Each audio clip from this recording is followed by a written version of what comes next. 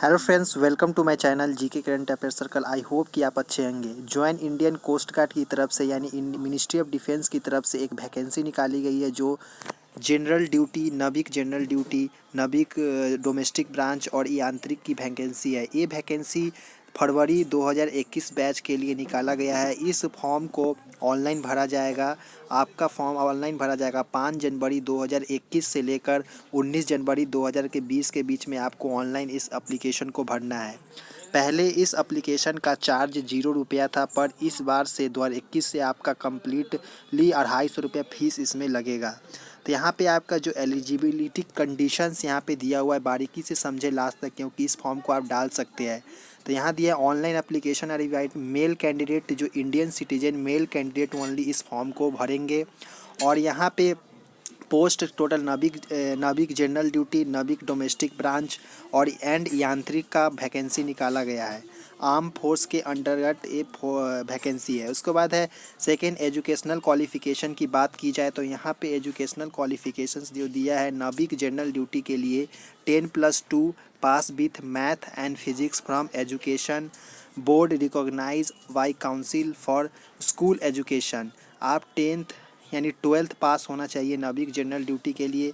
नाविक domestic branch के लिए 10th ओनली पास होना चाहिए, जो कि काउंसिल बोर्ड स्कूल एजुकेशन से उसे मतलब आप सिर्फ 10th होना चाहिए। उसके बाद स्टेट बोर्ड हो चाहे सीबीएसई बोर्ड हो, जहाँ से भी आप पास किए 10th आप कराने से आप नाविक डोमेस्टिक ब्रांच पे अप्लाई कर सकते हैं। उसके बाद है ऑप्शन सी में यहाँ पे दिया हुआ है यांत्रिक यानी 10th पास प्लस आपके पास डिप्लोमा सर्टिफिकेट होना चाहिए electrical, mechanical, electronics, telecommunication, engineering approved आपका होने से आप यांत्रिक में भर सकते हैं।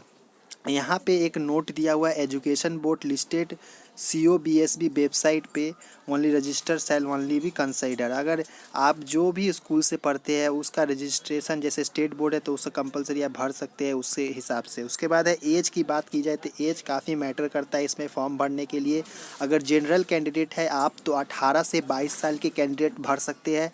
और फॉर नाविक जो जनरल ड्यूटी है उनका एज क्राइटेरिया यहाँ पे दिया हुआ 1 अगस्त 1999 से 31 जुलाई 2003 के जो कैंडिडेट है वो इस यांत्रिक में भर सकते हैं और जनरल ड्यूटी में भर सकते हैं ये नाविक में।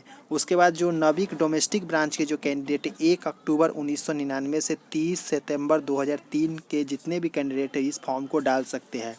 यहाँ पर अपर रिलैक्सेशन दिया जाएगा SC/ST को 5 साल का और OBC को 3 साल का छूट दिया जाएगा जो नॉन क्रीमी लेयर से बिलोंग करते हैं। उसके बाद यहाँ पे दिया हुआ है वैकेंसी का डिटेल्स दिया हुआ है कि टोटल नंबर ऑफ़ वैकेंसी कितना है। पहले वैकेंसी के बारे में नहीं बताया जाता था कि कितना नंबर वैकेंसी है, पर इस बार से यहाँ पे बताया गया है। तो वैकेंसी की बात की जाए तो नाविक जनरल ड्यूटी की जो वैकेंसी है टोटल 260 पोस्ट है, जिसमें अनरिजर्व में 114 है, EWS में 33 है, OBC में 83 है और ST में 7 है, SC में 23 है। उसके बाद नाविक डोमेस्टिक ब्रांच की जो कैंडिडेट है वो टोटल है 50 पोस्ट नाविक डोमेस्टिक ब्रांच में, जिसमें से जनरल का है 22, EWS का 6, OBC का 8 और ST का 3 और SC का 11। उसके बाद यांत्रिक, मैकेनिकल, इलेक्ट्रिकल, इलेक्ट्रॉनिक्स का यहाँ पे 31, 7, 10 यहाँ पे डिवाइड किया, आप इसे पढ़ सकते हैं। उसके बाद जो यहाँ पे नोट में दिया हुआ है दिस वैकेंसी आर टेंटेटिवली में B change depending on availability of training slot के हिसाब ट्रेनिंग स्लॉट के हिसाब से वैकेंसी को बढ़ाया जा सकता है और घटाया भी जा सकता है, यहाँ पे उसलिए लिख दिया गया है। उसके बाद सिलेक्शन प्रोसीजर की बात की जाए तो इस बार जो आपका जो एग्ज़ाम होगा वो सेंटर पे नहीं बुलाया जाएगा बल्कि आपका ऑनलाइन एग्ज़ाम लिया जाएगा। पहले ऑफलाइन एग्ज़ाम 80 मार्क्स का 1 घंटा का पेपर होता था, पर इस बार आपका टोटल अलग अलग stage 1, stage 2, stage 3 and stage 4 के हिसाब से लिया जाएगा। तो स्टेज 1, 4 क्या है आपको बारीकी से समझा देता हूँ। जैसे अगर नाविक डोमेस्टिक ब्रांच में भरते हैं तो आपको सिलेक्शन 1 यानी सिर्फ सेक्शन 1 रिटन टेस्ट देना होगा, जिसमें 30 मार्क्स और 27 जनरल पासिंग मार्क्स यहाँ पे दिया हुआ है। ऑन EWS UR OBC का 30 नंबर और SC ST का 27 नंबर। टोटल मार्क्स बाद में आपको बताता हूँ। अगर नाविक जनरल ड्यूटी का भरते हैं तो आपको सेक्शन 1 और सेक्शन 2 दोनों एग्ज़ाम देना होगा। जैसे सेक्शन 1A है तो इस देने के बाद आपको सेक्शन 2 देना होगा। सेक्शन 2 में भी यहाँ पर कंपलसरी है 1 और 2 रिमार्क। उसके बाद यांत्रिक का इलेक्ट्रॉनिक मैकेनिकल यहाँ पर सेक्शन 1+3 यहाँ पर इलेक्ट्रॉनिक यांत्रिक जो है 1+4 देना होगा और यांत्रिक मैकेनिकल है 1+5 देना होगा। इसके हिसाब से यहाँ पे पासिंग मार्क्स भी दिया हुआ है, कौन कैटेगरी में कितना मार्क्स लाने से आप पास होइएगा। उसके बाद यहाँ पे दिया हुआ है सेक्शन 1 में कितना मार्क्स है, सेक्शन 2 में, 3 में, 4 में कितना यहाँ पे दिया हुआ है। तो यहाँ पे जो नेम ऑफ एग्जामिनेशन सेक्शन 1 का एग्ज़ाम होगा जो मैक्सिमम मार्क्स 60 मार्क्स का रहेगा और 45 मार्क्स का पेपर रहेगा ऑनलाइन एग्ज़ाम और क्वेश्चन टोटल 60 क्वेश्चंस आपके रहेंगे। और इसमें से जो सब्जेक्ट वाइज अलॉट दिया है, मैथ 20 मार्क्स का और साइंस 10 मार्क्स का और इंग्लिश 15 और रीजनिंग 10 और जीके 5 मार्क्स का। और जो पासिंग मार्क्स रहने वाला है अनरिजर्व का 30 और SC ST का यहाँ पे 27 मार्क्स का, जो क्लास 10 के सिलेबस के अनुसार आपको क्वेश्चंस मिलेंगे। उसके बाद यहाँ पे सेक्शन 2 जो रहेगा मैक्सिमम 50 मार्क्स का रहेगा और 50 क्वेश्चंस और टाइम आधा घंटा यानी 30 मिनट दिया जाएगा। मैथ रहेगा 25 और फिजिक्स 25 रहेगा, जिसमें से आपका 20 number unreserve EWS OBC category को 50 में से 20 नंबर लाना है पास होने के लिए और SC ST को पास होने के लिए 17 नंबर लाना है।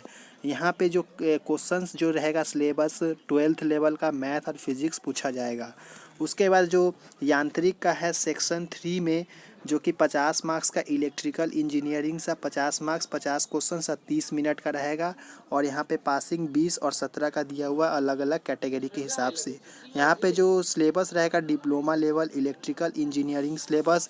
उसी तरह सेक्शंस 4 जो रहेगा 50 मार्क्स 30 मिनट का और 50 क्वेश्चन। इलेक्ट्रॉनिक का 50 नंबर पासिंग यहाँ पे दिखाया गया है।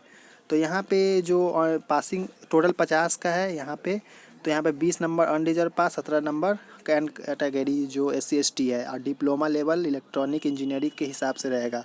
सेक्शन 5 में भी आप देख सकते हैं सेम ऐसा ही दिया हुआ है 50 नंबर 50 का। तो यहाँ पे आपका सेक्शन के हिसाब से एग्ज़ाम होगा, जिस तरीक़ा से आप फॉर्म भरते हो उसके हिसाब से। उसके बाद यहाँ पे जो candidate scoring more marks in section 1 applicable only for Navik GD and Yantrik not for domestic branch. उसके बाद यहाँ पे candidate scoring more aggregate in qualifying 10th and DB और यहाँ पे 12th class for GD and diploma पर पोस्ट अप्लाइड के हिसाब से। और height in merit candidate older age will be higher in merit में आपका जितने भी एजगर कैंडिडेट रहेगा ओल्डर एज उनको प्रेफरेंस आगे दिया जाएगा। उसके बाद जो स्टेज 2 होगा वो फिज़िकल फिटनेस के लिए बुलाया जाएगा, जिसमें फ़िज़िकल फिटनेस का यहाँ पे दिया हुआ है पास या फेल का यहाँ हिसाब रहेगा, कोई नंबर यहाँ पे नहीं दिया जाएगा। तो यहाँ पे जो रनिंग होने वाला है 1.6 किलोमीटर रन 7 मिनट में, 20 स्क्वाट्स उठक बैठक और 10 पुशअप्स आपको मारना है। तो उसके बाद यहाँ पे डॉक्यूमेंट वेरिफिकेशन उसके बाद होगा। डॉक्यूमेंट वेरिफिकेशन में आपको सब लेके जाना है। और जो OBC कैंडिडेट है उनको OBC आप लगा सकते हैं 3 साल के अंदर में जो रहेगा। और यहाँ पे जो इनोसेंट पर ऑनलाइन इज परसेंटेज, तो यहाँ पे दिया हुआ है री असाइनमेंट इन कन्फर्मेंस पास और fail in consideration performance candidate performance score online exam 30% and more percentage score in qualifying board diploma. तो यानी कैंडिडेट स्कोर 110 मार्क्स रखेगा, यानी सेक्शन 1 में 60, सेक्शन 2 में 50, तो 100% मार्क्स इन रिटन एग्ज़ाम। यहाँ पे कुछ दिया हुआ है टेस्ट ओनली पासिंग मार्क्स के हिसाब से आपको सिलेक्शन किया जाएगा। इनिशियल मेडिकल उसके बाद होगा, स्टेज 3 में आपका डॉक्यूमेंट वेरिफिकेशन फेलर पास, तो फाइनल मेडिकल आपका INS चिल्का में होगा। और उसके बाद सबमिशन ओरिजिनल डॉक्यूमेंट्स वहाँ पे देना पड़ेगा आपको ओरिजिनल। स्टेज 4 यहाँ पे अप्लाई आपका जो बताया 5 जनवरी से स्टार्ट होगा ऑनलाइन और 19 जनवरी तक आप भर सकते हैं इसे, इस वेबसाइट के जाकर आप भर सकते हैं। उसके बाद यहाँ पे डॉक्यूमेंट अपलोड के बारे में बताया कि इसमें आपको डॉक्यूमेंट भी अपलोड करना है। जैसे आपका डॉक्यूमेंट हो गया, यहाँ पे डॉक्यूमेंट अपलोड करना है। यहाँ पे एडिशनल डॉक्यूमेंट्स जैसे कोई आईडी प्रूफ भी अपलोड करना है, 10th का मार्कशीट, 10th का सर्टिफिकेट, 12th का सर्टिफिकेट, 12th का मार्कशीट। उसके बाद एडिशनल डॉक्यूमेंट्स में जैसे मैकेनिकल यांत्रिक से भरते हैं तो 12th और मार्कशीट और 12th सर्टिफिकेट आपको कंप्लीट करके इसमें स्कैन करके डालना है। उसके बाद स्टेज 2 ऑल कैंडिडेट एनओसी। तो यहाँ पे आपको यहाँ पे पढ़ सकते हैं, इसका नोटिस मैं डिस्क्रिप्शन में दे दूंगा लिंक, तो आप यहाँ पे जाके, यहाँ पे मेन बात है एग्जामिनेशन फ़ीस लिया जाएगा इस बार से, जो क्योंकि ऑनलाइन SC ST को छोड़कर OBC EWS और जनरल कैटेगरी के जो कैंडिडेट है उनको 250 रुपया फ़ीस पे करना होगा ऑनलाइन, तो तभी जाके आपका एडमिट कार्ड इशू किया जाएगा। तो इतना ही था इन्फॉर्मेशन। आई होप कि आपको समझ में आ गया होगा। समझ में आ गया तो लाइक शेयर जरूर करें। एग्ज़ाम सिटी आपको यहाँ पे चूज़ कर सकते हैं, जैसे exam city the candidate is given 5 preference for exam city in applicable stage 1 stage 2 के लिए आपको 5 प्रेफरेंस चूज़ कर सकते हैं एग्ज़ाम सेंटर के। आपको कोई सेंटर पे नहीं जाना है, ऑफलाइन एग्ज़ाम नहीं है, ऑनलाइन एग्ज़ाम है, उसलिए 5 को सेंटर चूज़ करना, उसमें से कोई एक सेंटर आपको दिया जाएगा। तो आई होप कि आपको समझ में आ गया हो। और समझ में आ गया तो यहाँ पे आपका जो टेंटेटिव डेट ऑफ जो एग्ज़ामिनेशन यहाँ पे दिया हुआ है नविक GD का मिड इंड मार्च 2021 और स्टेज 2 अप्रैल अर्ली मई 2021 और स्टेज 3 और 4 जो होगा अगस्त 2021 में। जो डोमेस्टिक ब्रांच का है वो मिड इंड मार्च 2021, स्टेज 2 जो होगा अप्रैल अर्ली या मई में 2021 में, या अर्ली अक्टूबर 2021 में। यांत्रिक का जो होने वाला है इंड आपका मिड या इंड में आपका मार्च 2021 में, स्टेज 2 होने वाला अप्रैल या मई में, या स्टेज 3 होना है अगस्त में होने वाला है अर्ली पहले। तो ये सब एग्ज़ाम का भी दिया हुआ है डेट। रिज़ल्ट डिक्लेरेशन का भी बारे में बता दिया, 20 दिन पहले आपको स्टेज 1 अनाउंस कर दिया जाएगा स्टेज 2 से पहले। तो लिस्ट ऑफ डॉक्यूमेंट्स पे पढ़ सकते हैं, यहाँ पे काफ़ी लंबा PDF है। तो चलिए इतना ही था। जय हिंद, जय भारत।